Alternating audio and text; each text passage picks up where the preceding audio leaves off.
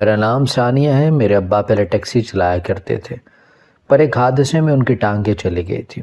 اس کے بعد میری اماں نے گھر کو سنبھالا تھا، ایک مشکل وقت گزارا تھا، ایسی زندگی جو میرا رب کبھی کسی کو نہ دے۔ غربت بہت بری شے ہے، جس انسان پر غربت آ جاتی ہے وہی جانتا ہے کہ اس کے شب و روز کیسے گزرتے ہیں۔ میں بہت سارا پڑھنا چاہتی تھی، ایک اچھی زندگی دینا چاہتی تھی اپنے گھر والوں کو، پر کہتے ہیں نا کہ انسان جیسا سوچتا ہے ویسے ہوتا نہیں ہے۔ جب قسمت ساتھ نہ دے تو ٹھوکریں انسان کا نصیب بن جاتی ہیں۔ میں میٹرک میں پہنچی تھی، فرسٹ پوزیشن حاصل کی تھی، اس وقت بہت خوش تھے سوائے میرے گھر والوں کے۔ میری اماں نے کہا کہ میٹرک تو ہر کوئی کرتا ہے، یہ کون سا کوئی بڑی بات ہے، اپنی بہن کی طرح میرا ہاتھ بڑھایا کرو، کیا ضرورت ہے کتابوں میں سر کھپانے کی۔ اور میرے ابا کہتے اماں تو ہے ہی ان پڑھ عورت، تمہیں کیا پتا کہ تعلیم کیسا خزانہ ہے، اگر پتا ہوتا تو کبھی اپنی اولاد کو اچار بیچنے کا مشورہ نہ دیا کرتی۔ میں معذور ضرور ہو گیا ہوں، پر میرا دماغ معذور نہیں ہوا۔ میری بیٹی جتنا پڑھے گی، جو کرنا چاہے گی، میں اس کو کرنے دوں گا، میں ہمیشہ اپنی بیٹی کے ساتھ رہوں گا۔ تو اماں کہتی کہ تمہارا کچھ نہیں ہو سکتا، پہلے ساری عمر لوگوں کی بھلائی میں گزار دی، جو کماتے دوسروں کو دیتے رہے، ایک بار بھی گھر کا نہ سوچا۔ 4 بچے ہیں اور اس مہنگائی کے دور میں کیا بنے گا ہمارا۔ پر اب جب بستر پر پڑے ہو تو اب اولاد کے خواب پورا کرنے کا بھوت سوار ہو گیا ہے۔ میری اماں ایسی نہیں تھی، پر حالات نے ان کے اندر کڑواہٹ بھر دی تھی، جس کی وجہ سے وہ چڑچڑی سی ہو چکی تھی اور ابا کو باتیں سنا دیا کرتی تھی۔ میرے ابا تو شروع سے بہت حساس تھے، کبھی ہماری آنکھ میں آنسو تک نہیں آنے دیا کرتے تھے۔ ابا نے ہمیشہ دوسروں کی مدد کرنے کا درس دیا۔ ابا کہتے کہ ہمیں ہر انسان کی مدد بنا کسی غرض کے کرنی چاہیے اور اس احسان کو ہمیشہ کے لیے بھول جانا چاہیے۔ ابا نے اپنی زندگی دوسروں کے ساتھ بھلائی کرنے میں گزار دی تھی، اور اب ویل چیئر پر آ جانے کے بعد ابا بالکل محتاج ہو چکے تھے۔ میرا رب ایسی محتاجی کبھی کسی کو نہ دے۔ اور پھر میری بہن کا رشتہ ہو گیا، پر بارات لانے سے پہلے ان لوگوں نے 2 لاکھ کی ڈیمانڈ کر دی، جبکہ میرے بھائی نے جہاں کام کرتا تھا وہاں بہن کی شادی کے لیے قرض لیا تھا، وہ جہیز جتنا ہم دے سکتے تھے دے دیا، پر اچانک ان لوگوں نے 2 لاکھ کی ڈیمانڈ کر دی کہ اگر 2 لاکھ ہمارے بیٹے کو سلامی میں دیں گے تو ہم بارات لے کر آ جائیں گے۔ سبھی رشتہ دار ہمارے گھر پر موجود تھے، کچھ دیر میں بارات آنی تھی، پر اچانک یہ سب ہوگا کبھی سوچا نہیں تھا۔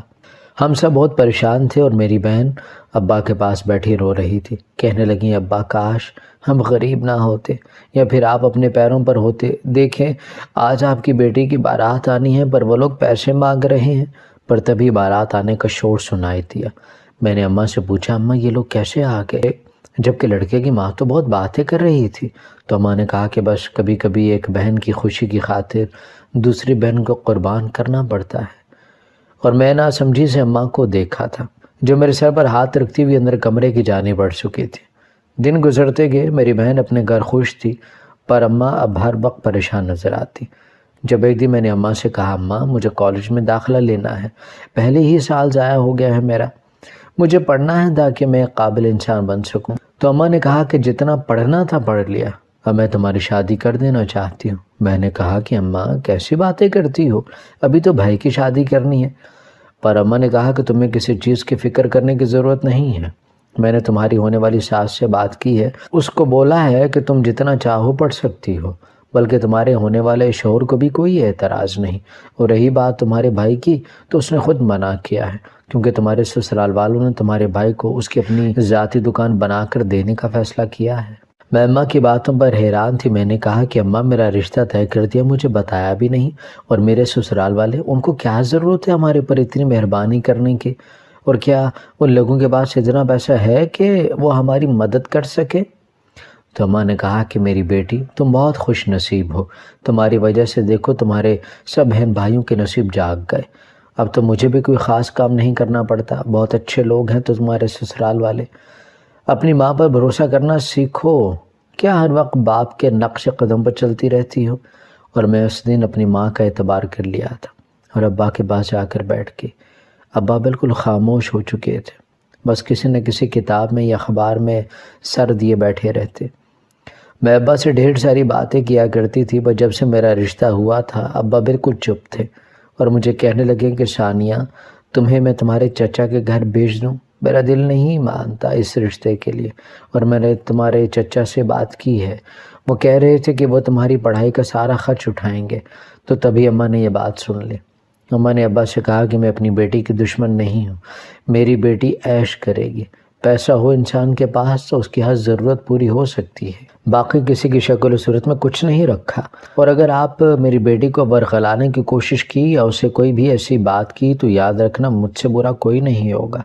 اور اماں نے مجھے دیکھ کر کہا، اور تم ثانیہ میری بات سن لو، اگر اپنے باپ کی باتوں میں آ کر تم نے کچھ بھی غلط کرنے کی کوشش کی یا میرے فیصلے کے خلاف گئی تو یاد رکھنا کہ اپنی ماں کا مرا ہوا منہ دیکھو گے، اور میں تمہیں کبھی معاف نہیں کروں گی۔ اور میری بہن ماں بننے والی تھی، اس کے سسرال والوں نے اسے میکے بھیج دیا۔ میری وہ بہن جس کو ہم سب کی بہت فکر ہوا کرتی تھی اب بہت بدل چکی تھی۔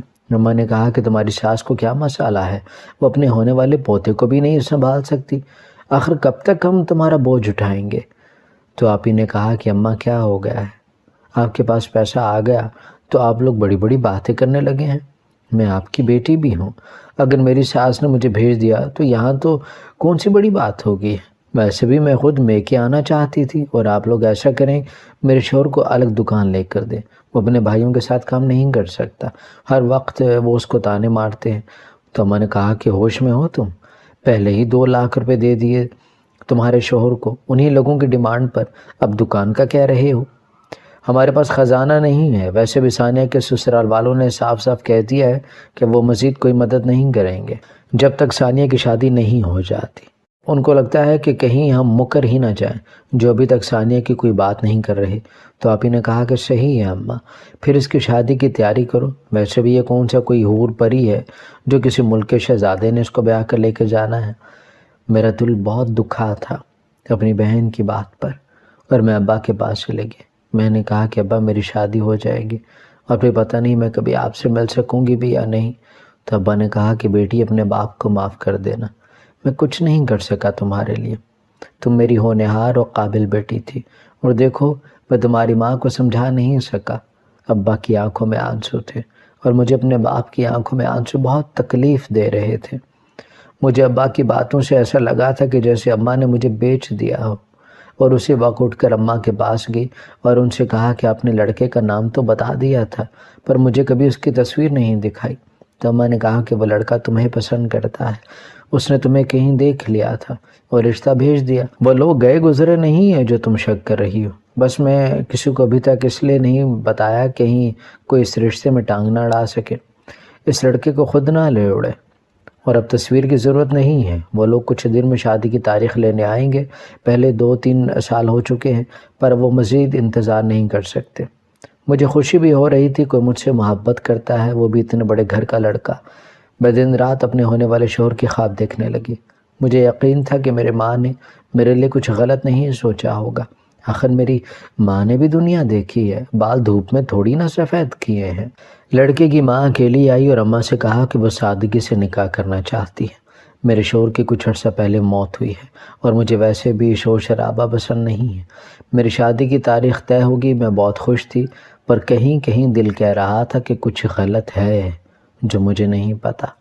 ابا بالکل بستر سے لگ چکے تھے، ان کی طبیعت اب سنبھلتی نہیں تھی، ڈاکٹرز کہتے کہ عمر ایسی ہے، اور اماں نے میرے ساتھ میرے بھائی کی بھی شادی کر دی۔ وہ اپنی پسند کی لڑکی کو پا کر بہت خوش تھا، پر میرا اتنا لمبا گھونگھٹ نکال دیا تھا کہ مجھے کچھ دکھائی ہی نہیں دے رہا تھا، اس لیے اپنے شوہر کو نہیں دیکھ سکی اور ہمارا نکاح ہو گیا۔ میں بہت خوش تھی، پر خاندان کی کچھ عورتوں کی باتیں مجھے پریشان کر رہی تھی۔ میرے ساتھ میری بہن بیٹھی تھی، میں نے کہا کہ آپ ہی ایسا کیا ہوا ہے جو سب الٹی سیدھی باتیں کر رہے ہیں؟ تو کہنے لگیں کچھ نہیں، سب تمہارے نصیب سے جل رہے ہیں۔ میں تب بھی خاموش ہو گئی، پر جب گاڑی میں بٹھایا گیا تو میں نے اپنے شوہر کو دیکھا اور مجھ پر قیامت ٹوٹ پڑی۔ مجھے اس وقت کچھ سمجھ نہیں آ رہی تھی، میری ساس نے مجھے گاڑی کے اندر ایسے دھکا دیا جیسے مجھے اغوا کر کے لے جایا جا رہا ہو، اور میرا شوہر وہ بہت خوش تھا، اور پھر میں اپنے سسرال آ گئی جہاں کسی کو بھی ذرا خوشی نہیں تھی اور نہ کہیں سے بھی گھر شادی والا لگ رہا تھا۔ ایک نوکرانی نے مجھے کمرے میں بٹھا دیا، میں نے اس سے کہا کہ خالہ جو میرے ساتھ کار میں بیٹھ کر آیا وہ میرا شوہر ہے۔ مجھے ابھی تک لگ رہا تھا کہ کاش وہ کہہ دے نہیں وہ تمہارا شوہر نہیں ہے، کیونکہ اتنا بدصورت اور اتنی عمر کا شخص میرا شوہر نہیں ہو سکتا۔ پر اس نوکرانی نے بتایا کہ بیٹی وہی تمہارا شوہر ہے۔ میں نے تمہاری ماں کو بہت سمجھایا تھا اور بتایا بھی تھا کہ یہ شخص اچھا نہیں ہے، پہلے ہی اپنی 2 بیویوں کو طلاق دے چکا ہے، پر تمہاری ماں نے سنی نہیں، اور وہاں اپنی ساس سے بچ کر رہنا، کوشش کرنا کم سے کم اس کے منہ لگو۔ جب سے بڑے صاحب کی موت ہوئی ہے سبھی ملازم بھی جا چکے ہیں، کیونکہ یہ ماں بیٹا اتنے عیاش اور منہ پھٹ ہیں کہ توبہ توبہ۔ اور وہ عورت جس گھر میں کام کرتی تھی اتنا کہہ کر چلے گی، پر اس کی باتوں نے میرے اندر مزید خوف پیدا کر دیا تھا۔ میں اپنی بے بسی پر رو رہی تھی۔ میری عمر 22 سال کی تھی اور میں بہت خوبصورت تھی، پر وہ میرا شوہر وہ مجھ سے 2 گنا بڑا تھا، اور وہ اچھا انسان بھی نہیں تھا۔ وہ شرابی تھا جس کو میں کئی بار گلی میں دیکھ چکی تھی، اور ہمارے محلے سے کچھ دور گھر تھا۔ میں جی بھر کر رونا چاہتی تھی، میری ماں نے میرے ساتھ یہ سب کیا کر دیا۔ کاش وہ ایک بار میرا سوچ ہی لیتی، مجھے کبھی اس دلدل میں نہ دھکیلتی۔ چند کاغذ کے ٹکڑوں کی خاطر میری ماں نے میرا سودا کر دیا، ایک ایسے شخص کے ساتھ جو شوہر کم اور میرا باپ زیادہ لگتا تھا۔ وہ جیسے کمرے میں آیا میں رو رہی تھی، کہنے لگا لگتا ہے تمہارا پہلے کی چکر چل رہا تھا جو اپنے عاشق کو یاد کر کے رو رہی ہو۔ میں نے کہا کہ ایسی بات نہیں ہے، پر اس نے میری ایک بات نہ سنی، اچانک سے وہ لڑکھڑا کر گر گیا۔ اس نے شراب پی رکھی تھی جس کی وجہ سے وہ گر چکا تھا، اور میں ساری رات بیٹھی روتی رہی اپنے نصیبوں کو، اور صبح ہوتے ہی اپنے میکے چلی گئی اور ابا کے گلے لگ کر جی بھر کے روئی تھی۔ پر میں کیا جانتی تھی میرا باپ مجھے ہمیشہ کے لیے چھوڑ جائے گا۔ میری شادی کے دوسرے دن میرا باپ اس دنیا سے چلا گیا تھا، اور میری ماں وہ مجھ سے آنکھیں نہیں ملا پا رہی تھی۔ میں کسی سے بھی کوئی بات نہیں کی۔ اماں نے مجھ سے بات کرنا چاہی تو میں نے کہا کہ اماں بس کر دے، اب مجھے بیچ دیا، مجھے ایک بار بھی سچائی نہیں بتائی۔ ماں آپ جیسی تو نہیں ہوا کرتی جو اپنی باقی اولاد کی خوشیوں کی خاطر دوسری بیٹی کو ہی قربان کر دے۔ آپ سب نے اچھا کیا، اور اب جب میرا باپ اس گھر میں نہیں رہا تو میرا بھی اب سب سے رشتہ ختم ہو گیا، اور میں اپنے سسرال واپس آ گئی، جہاں میری ساس پہلے غصے سے تپی بیٹھی تھی۔ کہنے لگیں کیسی بیوی ہو، اپنا شوہر نہیں سنبھال سکتی، وہ رات سے گھر نہیں آیا اور تم میکے میں بیٹھی تھی۔ بیوی بس کر دو ایسی حرکتیں، تمہیں مفت میں نہیں لے کر آئے، تمہارے میکے والوں نے خوب پیسہ لوٹا ہے ہم سے، میں سب کچھ بہت اچھے سے جانتی ہوں۔ اور میں اپنی ساس کو بولتا چھوڑ کر کمرے میں چلی گئی اور میں رونے لگی تھی۔ میں بے بسی کی انتہا پر تھی، اور پھر مجھ پر غنودگی طاری ہوگی اور میں وہیں بیٹھے بیٹھے سو گئی۔ جب مجھے لگا کہ کوئی میرے پاس آ کر لیٹا ہے، میں اٹھنا چاہ رہی تھی پر میں اٹھ نہیں سکی، اور پھر سوچا شاید میرا شوہر ہوگا، اور میں سکون سے سو گئی۔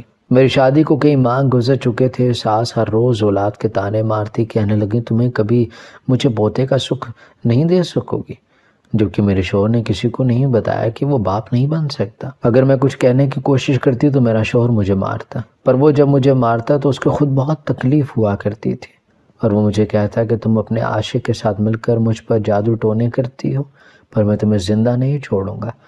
میری شادی کو 3 سال ہو چکے تھے۔ میں اپنے شوہر کی مار کھا کھا کر تھک چکی تھی۔ میرا شوہر شرابی تھا، مجھے مارتا تھا۔ ایک دن میں نے غصے میں آ کر شوہر کی شراب میں زہر ملا دیا، شوہر اسی وقت مر گیا۔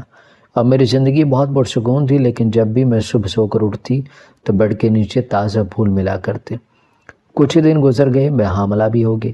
میں بہت پریشان تھی کیونکہ میرا مرحوم شوہر بانج تھا اور میں پاک باز۔ اسی وقت الٹرا ساؤنڈ کروانے گئی، ڈاکٹر کی چیخیں نکل گئیں جب اس نے پیٹ میں 3 عجیب قسم کے بچے بتائے جن کی شکل بہت بھیانک تھی، اور وہ بچے اپنی عمر سے زیادہ بڑے تھے۔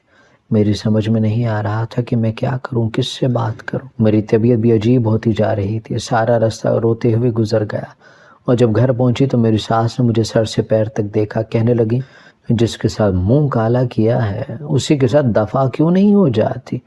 میرے بیٹے کو تو کھا گئی منحوس، اب اس گھر میں کیا لینے آئی ہو؟ میں ہر روز اپنی ساس کو یقین دلاتی، ان سے کہتی کہ میں پاک باز ہوں، میں نے کچھ نہیں کیا، پر میری ساس نے پھر سے لڑائی شروع کر دی، اور میں سوچنے لگی کاش میری ساس ہمیشہ کے لیے چپ ہو جائے۔ میں ایسی نہیں تھی، پر مجھ سے گناہ ہوا تھا، بہت بڑا گناہ۔ کیوں ہوا، کیسے ہوگا، اس کا مجھے خود علم نہیں تھا۔ میں اپنے شوہر کو مارنا نہیں چاہتی تھی، پر پتہ نہیں یہ سب کیسے ہو گیا، اور میری حالت ایسی تھی جیسے کسی سڑک پر مانگنے والی فقیرنی کی ہوتی ہے۔ میرے گھر سے کئی بار میری مائی پر مجھے سب سے نفرت ہو چکی تھی، اپنے آپ سے بھی شدید نفرت کرنے لگی تھی میں۔ ابھی میں خود سے بات ہی کر رہی تھی جب مجھے لگا کہ میرے پاس سے کوئی گزرا ہے، اور مجھے اس بوڑھے فقیر کی بات یاد آنے لگی کہ تم بورے سائے میں ہو، وہ تمہیں ساری عمر نہیں چھوڑے گا۔ پر میں کہاں ان سب باتوں پر یقین کرتی تھی، اور میں خود سے باتیں کرنے لگی۔ میرا جسم بہت کمزور ہو چکا تھا، 25-26 سال کی عمر میں بوڑھی لگنے لگی تھی۔ میں شیشے میں اپنا چہرہ دیکھ رہی تھی جب کسی کے پاس کھڑے ہونے کی موجودگی کا احساس ہوا، اور میں ڈر کر پیچھے ہٹی تھی۔ میں نے ڈرتے ڈرتے پوچھا، کون ہو تم؟ میرے پیچھے کیوں پڑے ہو؟ پر تبھی میری ساس کی چیخ کی آواز سنائی تھی۔ میں بھاگتے ہوئے اپنی ساس کے پاس گئی، پر تب تک ان کی موت ہو چکی تھی، اور اب گھر میں بس میں اور ایک نوکرانی تھی جس کو میں خالہ کہتی تھی۔ وہ مجھ سے کہنے لگیں، بیٹی مجھے لگتا ہے کہ ہمارے گھر میں برا سایہ ہے جو ایک ایک کر کے سب کی جان لے رہا ہے۔ میں نے کہا کہ خالہ ایسی بات نہیں ہے، پر میرے دل میں بہت زیادہ خوف پیدا ہو چکا تھا۔ میں صبح ہوتے اسی فقیر کو تلاش کیا اور اس سے کہا کہ فقیر بابا، میرے ساتھ یہ سب کیوں ہوا ہے؟ میری زندگی میں خوشیاں کیوں نہیں ہیں؟ آخر میں نے ایسا کیا گناہ کر دیا ہے جس کی اتنی بڑی سزا مل رہی ہے؟ اور میرا پیٹ دیکھ رہے ہیں، کوئی یقین نہیں کرے گا اس میں کسی ایسی مخلوق کی اولاد ہے جب انسان کو نظر تک نہیں آتی۔ وہ جانتے ہیں، ڈاکٹرز نے کہا ہے کہ بچے تو ہیں پر ہمیں نظر نہیں آ رہے۔ میں جگہ جگہ رپورٹس کروائی، سب نے مجھے حاملہ کہا، پر دیکھیے مجھے غور سے دیکھیے، کیا میں جینے کے قابل رہی ہوں؟ کیا فائدہ ہوا میری زندگی کا؟ کیا میں دکھ سہنے کے لیے پیدا ہوئی تھی؟ تب فقیر بابا نے کہا کہ بیٹی نا امیدی والی باتیں مت کرو، میں جاننے کی کوشش کرتا ہوں وہ خبیث تمہارے پیچھے کیوں پڑا ہے۔ اور تب فقیر بابا مجھے لے کر ایک ویرانے میں چلے گئے، وہاں آگ جلانے لگے اور مجھ سے کہنے لگے، تم فکر مت کرنا اور نہ ڈرنا، وہ تمہیں کچھ نہیں کہے گا۔ پر میری زندگی کا پتہ نہیں ہے، کیونکہ وہ جن ذات بہت زیادہ طاقتور ہے۔ اور کچھ دیر بعد جب فقیر بابا اس کو پکارنے لگے اور جیسے جیسے آگ تیز ہو رہی تھی ویسے ویسے مجھے اپنے اندر ایک خوشبو محسوس ہونے لگی۔ یہ وہی خوشبو تھی جو نکاح کے فوراً بعد مجھے آنے لگی تھی۔ اور تب ایک آواز آئی تھی جسے سن کر میں نے اپنی آنکھیں بند کر لی تھی۔ فقیر بابا نے کہا کہ میں تمہیں قید نہیں کر سکتا، کیونکہ اگر تمہیں قید کیا تو تم اس لڑکی کی جان لے لو گے، پر میں تم سے اتنا پوچھنا چاہتا ہوں کہ تم اس لڑکی کے پیچھے کیوں پڑے ہو؟ تب اس جن ذات نے کہا کہ میں اس کے پیچھے نہیں پڑا، بلکہ یہ میری بیوی ہے، میرا نکاح ہوا ہے اس کے ساتھ۔ جس کے شوہر کی ساس تھی اس نے اپنے بیٹے پر جادو کیا تھا، کیونکہ وہ اس کی سگی ماں نہیں تھی، اپنے بیٹے کو مار دینا چاہتی تھی، اس کو نشے پر لگایا، پھر اس کی شادی کرتی تو جادو کے ذریعے اس کی بیوی کو بانجھ کر دیا کرتی، اور پھر اس کو اس کے شوہر کے ہاتھوں مروا دیتی یا طلاق کروا دیتی۔ پر اس دوران اس نے ایک اور سخت جادو کیا اپنے ستیلے بیٹے پر، اور جب ہمیں کوئی کام دیا جاتا ہے تو ہم پورا کرتے ہیں، پر جب ہم سے کیے وعدے کو پورا نہیں کیا جاتا تو ہم اس انسان کا جینا حرام کر دیتے ہیں۔ انسان کے پاس علم ہے جس کی مدد سے وہ ہمیں قید کرتا ہے، پر وہ انسان ہمارے بغیر کچھ نہیں۔ اللہ نے انسان کو اشرف المخلوقات بنایا ہے، پر وہ دوسرے انسان کو نقصان پہنچانے کے لیے ہمیں قید کرتا ہے، ہمیں مجبور کرتا ہے، اور پھر جب ہم سے کیے وعدے سے مکر جاتا ہے تو ہم اس سے بدلہ لے کر رہتے ہیں۔ اسی لیے جب اس لڑکی کی ساس نے اپنا وعدہ پورا نہیں کیا تو اس کالے جادوگر نے مجھے اس لڑکی پر ہمیشہ کے لیے چھوڑ دیا، اسے مجھے آزاد کر دیا، اور میں اسی کے ساتھ رہتا۔ اس کی عادات مجھے بالکل پسند نہیں تھی، پر اسے ایک لڑکی پسند آئی، میں اس کے ساتھ تھا، اس کے جسم میں تھا، اس لیے جب اس نے نکاح پڑھا تو میرا نکاح بھی اس لڑکی کے ساتھ ہوا، پر میں اس لڑکی کو پسند کرنے لگا تھا۔ ابھی مجھے اچھا نہیں لگتا تھا اس کے قریب اس انسان کو آتا دیکھ کر، اور میں اس کے جسم سے ہمیشہ کے لیے آزاد ہونا چاہتا تھا۔ اسی لیے میں نے اس لڑکی پر ایسا جادو کیا کہ اس نے خود اپنے شوہر کو زہر دے دیا، اور میں آزاد ہو کر اس لڑکی کے ساتھ رہنے لگا جو میری بیوی ہے، جس سے میں نے نکاح پڑھا تھا۔ میں نے کبھی اس لڑکی کو نقصان نہیں پہنچایا، اور جادو صرف انسان نہیں جنات بھی کرتے ہیں، اور یہ لڑکی میری بیوی ہے، میری ملکیت ہے، جس کو کبھی مجھ سے کوئی آزاد نہیں کروا سکتا، کیونکہ کوئی بھی میری طاقت کا مقابلہ نہیں کر سکتا۔ اور ہم جنات جب کسی لڑکی پر عاشق ہو جاتے ہیں تو اس کا پیچھا بہت مشکلوں سے چھوڑتے ہیں، جس کا اندازہ ان سب پیروں عاملوں کو ہو چکا ہے جن کے پاس لڑکی جا چکی ہے۔ کوئی مجھے قید نہیں کر سکتا، جو مجھے قید کرے گا اسے اس لڑکی سمیت اپنی جان کی قربانی بھی دینا ہوگی، جیسے نادان فقیر آج تمہیں اپنی جان دینا ہوگی۔ اور آواز آنا بند ہو چکی تھی، پر اس فقیر کی جان میری وجہ سے جا چکی تھی اور میں دھاڑے مار مار کے رو رہی تھی۔ بیپنوں کے ہوتے ہوئے بھی یتیم ہو چکی تھی، مجھے کوئی رستہ نہیں مل رہا تھا۔ میں کیا کروں، کسی نے میری مدد نہیں کی۔ وہ جو میرے پیٹ میں بچے تھے وہ مر چکے تھے۔ پتہ نہیں کیسے میں دوبارہ ڈاکٹر کے پاس گئی تو انہوں نے کہا کہ آپ کی رپورٹس غلط ہیں، پر وہ جن ذات وہ آج بھی میرے ساتھ ہے، مجھے کچھ بھی نہیں کہتا، پر میری زندگی میرے لیے سزا بن چکی ہے۔ وہ اکثر بولتا ہے اور میں اس کو کہتی ہوں کہ تم بھی مسلمان ہو، تمہارا اور میرا رب ایک ہے۔ اس دنیا میں نہ صحیح، اس جہاں میں اپنے رب کے سامنے تم سے پوچھوں گی کہ میرا قصور کیا تھا، اور اس کے بعد مجھے اس جن ذات کی آواز کبھی سنائی نہیں دی، پر میں اتنا جانتی ہوں کہ وہ میرے ارد گرد موجود ہے۔ آج کتنے سال گزر چکے ہیں، میں ایک دربار پر بیٹھی ہوں، وہاں مجھ جیسی کتنی عورتیں موجود ہیں، اور میں آج تک اپنے کسی سوال کا جواب نہیں ڈھونڈ سکی۔ میری ماں کے غلط فیصلے نے مجھ سے میری خوشیاں، میرے خواب چھین لیے۔ میری ایک ایک سانس مجھے آخری معلوم ہوتی ہے۔ میں اندر سے کب کی مر چکی ہوں، ایک مردہ چلتی پھرتی لاش ہوں جو اپنے دفنائے جانے کے انتظار میں ہے۔